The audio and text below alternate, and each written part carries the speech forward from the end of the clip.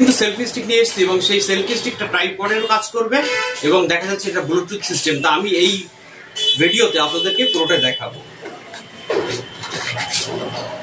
এর আগে যে সেলফি স্টিকটা ছিল সেটা কিন্তু সাইজ একটু ছোট ছিল, কিন্তু এটা কিন্তু সেক্ষেত্রে অনেকটা বড় আছে। দেখা যাচ্ছে এই হোল্ডিংটাই খুললাম, মোবাইলটা দিয়ে খুব সহজভাবে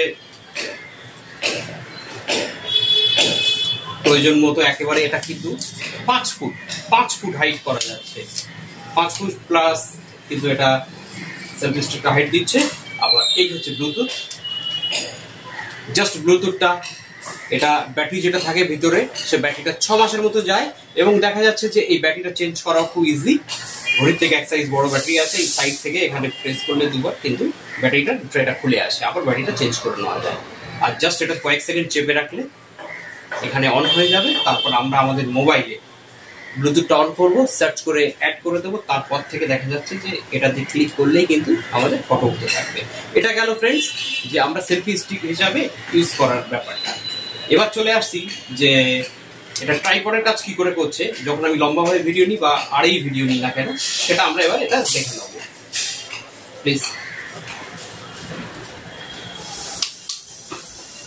দেখুন ফ্রেন্ডস, এটা আরেকটু অত্যাধুনিক পাঠ করেছে, যার ফলে মোবাইলটা আপনি সাইডে রাখুন, এইভাবে রাখুন, আর যেভাবে রাখুন না কেন কোনোভাবে দেখা যাচ্ছে আপনার মোবাইলটা কিন্তু পড়বে না। ট্রাইপডেরও কাজ করছে। Thank you.